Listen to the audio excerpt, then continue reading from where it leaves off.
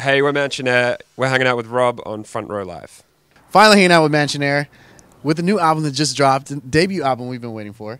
Tell me a little bit about Shadowboxer and, how was the process in creating this record? Our album Shadowboxer, I guess, encapsulates the idea of like coming to terms with your shadows or your darkness and finding a way in all the different facets to kind of turn away from it and like acknowledge it's there, but still kind of look ahead and kind of see that there's still like a glimmer of hope, I guess, towards it. And I guess each track kind of just shows a different journey of that, whether it's in a relationship or in like your own mental health and that kind of stuff. So yeah, that's kind of the story. Now, I like that you guys self-produce the record as well back home.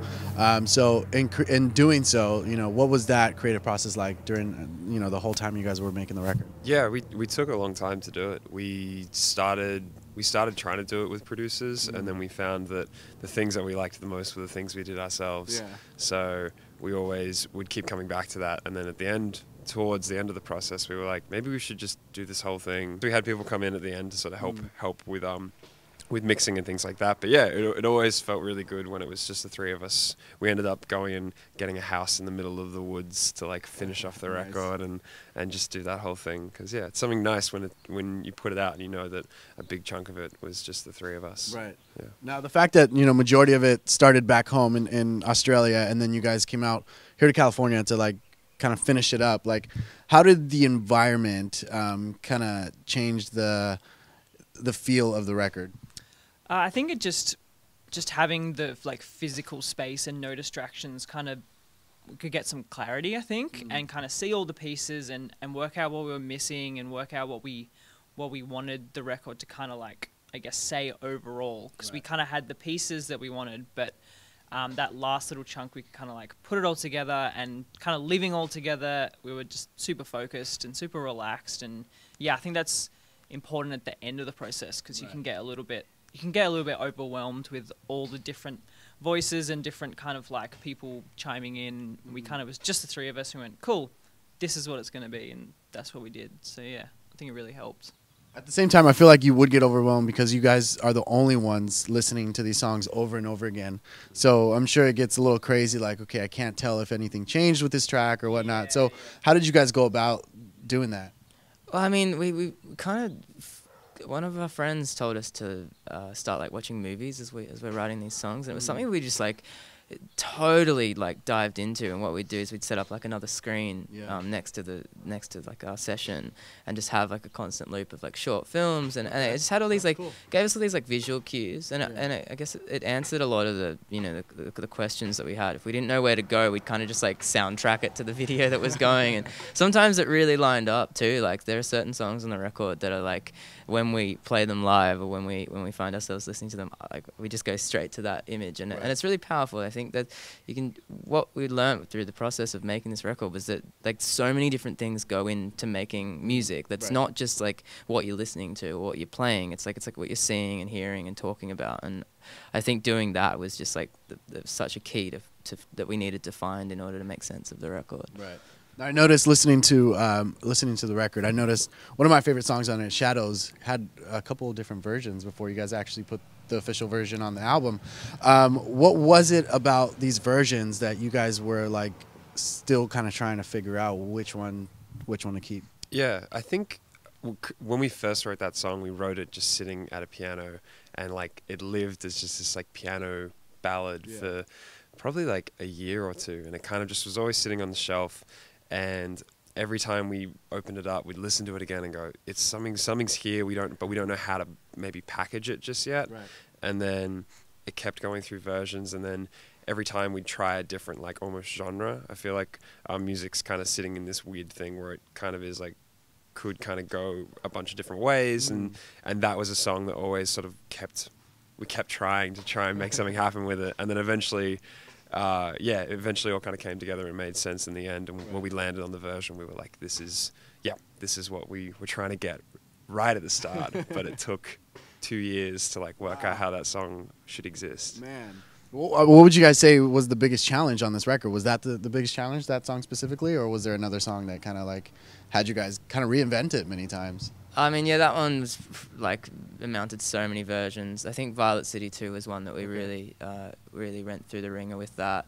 But I don't know. I think as well, like you never know exactly what you're trying to aim for. And I think once we just started finishing things, that was the real, like, that just, like, we've just finished songs and we didn't ask questions anymore. We're just like, well, what does our gut say? And like, what kind of track on the album does we want this to be? And the more pieces that we got down, the easier it was. And I think that kind of came with Alibi. We hadn't written Alibi as we were doing the track listing, and we were like, oh, we just need this song to like, we just need this like aggressive kind of song to like kick off the album. And so with that, you know, we were like, okay, well, let's write it. Like, let's write the song. And we kind of knew, it was, I guess, like the first song on the record, we were like, we sat down and we knew what we wanted to write. And it like, it was like, it happened really quickly. And those are the moments that are always like so treasured. Like, it's just, it doesn't always happen. And I don't know, I think although a couple of these songs had so many different versions, I think we were just like, we were finding out what we wanted Mansionair to sound like at this time as well. And I think that just kind of comes with the territory of like never having written an album before, you know. And we just had to kind of like feel around in the dark for a minute, and eventually we found our way there. Nice. Now, as far as like the instrumentation, like the sonically, this record is also like you guys did a lot of different sounds on it as well, as you mentioned. So, you know, when you guys were creating these sounds, like what kind of inspired these sounds? I think we just kind of took all of our kind of inspirations from all the things we've listened to, because we have different backgrounds. And I guess we were trying to combine things that didn't quite go together. And at the start, that was probably one of the biggest challenges, was putting these pieces together. It didn't quite fit, and I think that's why it kind of took a long time.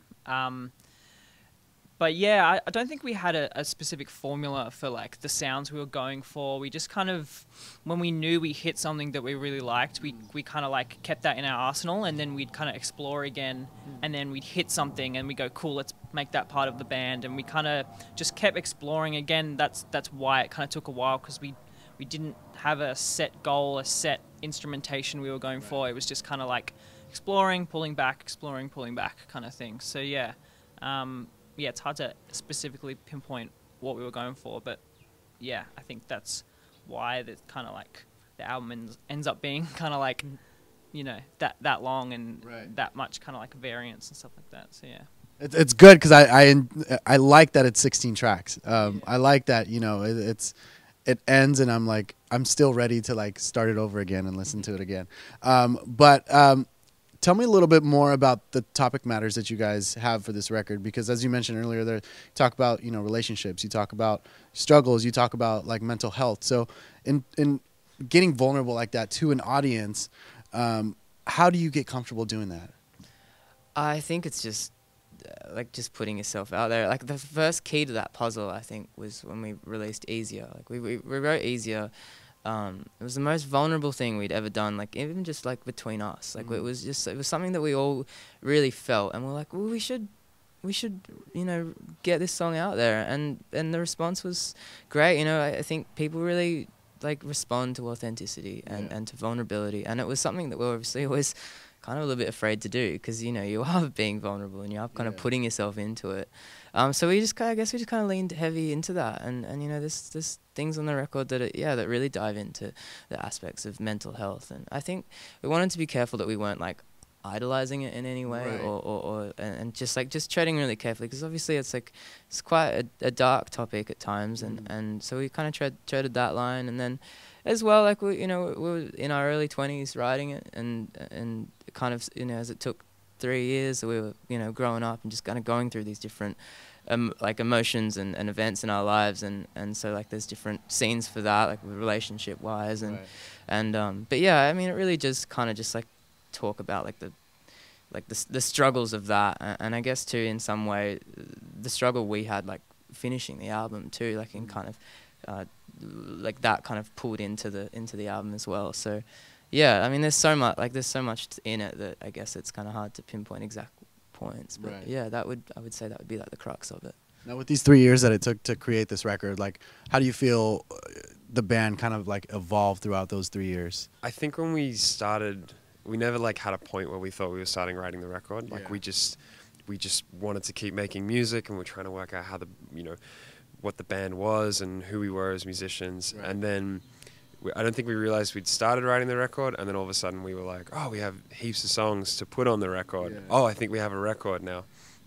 And so I think it all kind of coming together. We sort of lived through all that time as well, and we didn't know what we were writing about, and then we realized we were writing about just like ourselves. Yeah. I think It's a like natural progression in a sense. exactly, yeah. You're like, oh, what are we making a record? What do we want this record to be about? And we were like, what happens if it's just about us? Like, is that so crazy? Is it crazy to just make a somewhat of like a diary entry about your life? And that was a huge like turning point for us, because things just started making sense.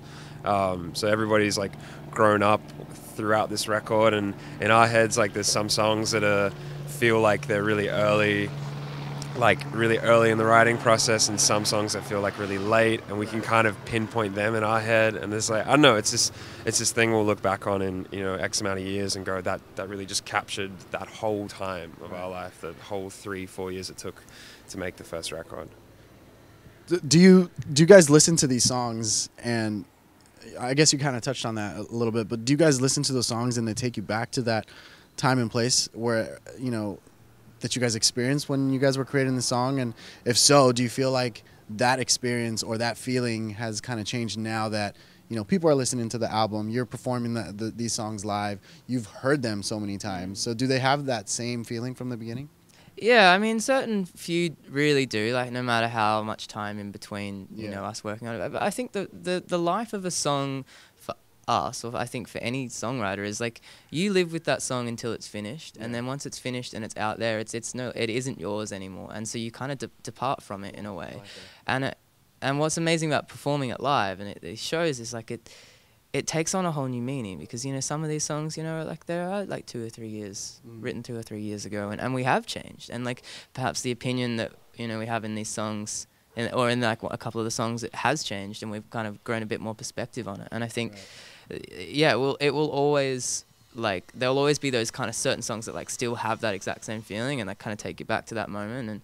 And I guess that's the intention of the music, and that's where music comes in. It's like it is so nostalgic. It just like music just takes you back to that point you first heard it. And like for us, like a lot of the record takes us straight back to like that cabin in the woods. It is. For us, that's where it lives, and that's how it sits. But like, no, other people don't have that experience, and that's the kind of thing that we just like, we really enjoyed. But yeah, they totally have a different meaning, and like now it's out too. It's like, it's just it's a really weird feeling. Yeah, yeah, it doesn't feel like ours anymore. So that's a really nice feeling. Yeah. So aside from this record, you guys had many opportunities, like from whether it was Billboard or Grammy nominations or even like a collaboration with Odesza. And doing a collaboration like that with such an artist like that, like did that kind of influence the direction maybe you guys wanted to do with your music, or did that kind of influence like what a live show would look like, just because that's a completely different sound from what you guys normally work with? Yeah, I think Clay and Harrison, like, they more just sort of taught us about like how to be better musicians. Yeah. Like you look at their like work ethic, and you look at the attention that they put into their live shows and their music and all their visuals and stuff like that, and also how they treat people and how they they build this like family around them of like foreign family, and yeah, I think they musically were obviously like slightly different, but just musician wise, I think they taught us heaps. And so that was the thing that helped guide us moving forward. Like after we did that, we were like, let's start focusing on visuals heaps for our record, and let's start focusing on like, what do the live visuals look like? Let's think about that now, rather than, and let that be a part of the process, rather than trying to like make all this music in isolation and then work out the visual side of it at the end. I just think, yeah, that was a massive turning point for us. Do you feel like the movies that you guys were watching during the recording process kind of played a role in the visuals for the live show? Yeah, definitely. Like we've just got such a like bank of kind of visuals that go with specific songs and certain moments we want to achieve and stuff like that. We're still kind of working out exactly how it's going to work in the live show. But yeah, I think visuals are, and even just like cinematic kind of qualities, I think are really important to us. And I think match our music quite well. So I think leaning into having things cued really well and curated, the visuals curated, I think is a big step for us in this album run and stuff like that. Right. Speaking of the run, you guys are now on tours, kicking off tomorrow. So it's what can fans expect on this tour? You guys are doing a whole month here in the States, which I feel like it's crazy. Like the album just dropped and then you guys jump right onto the tour. So what can fans expect on this run? I mean, look, we always kind of treat. Well, now we have firstly we have an album of songs to play, which is like incredible. I think something that we've never experienced before is like playing an entire set of released music. Yeah. But I guess the set list is like a little bit different to the track listing on the album. It's like we always just try and like bring the energy like at the start and then kind of take it down like a little bit of a path. And honestly, like some of these songs we've never played live before too, so they're getting like they're pretty fresh and they're pretty raw. But we're gonna get a month to kind of get it all down. But the shows, they're gonna be the album just on like just louder and bigger, and it's gonna be, we're like really looking forward to it. It's like the life of a record on the road is kind of what we always hope to do. So it's it'll be really good. Now on top of that, 2019 is already a big year for you guys. It kicked off with the announcement of Coachella, which is huge. Not a lot of artists can say they get the opportunity to play Coachella. So because you guys are jumping from your tour and jumping onto Coachella, the stage is going to be massive. The crowds are going to be different. Do you have like a different kind of plan for Coachella because you guys are dealing with fans that are listening to so many other genres of music as well? Yes and no. Like, yes, because you want festival shows to be big and you want like heaps of energy, and maybe you dial it up a little bit. Yeah. Your regular shows, you can kind of go down rabbit holes a little bit and you can have quieter moments, but festivals you just always want heaps of energy. But at the same time, like it's our show and it should be us. So like it'll be us on a bigger stage with more energy, but like it's still gonna be us.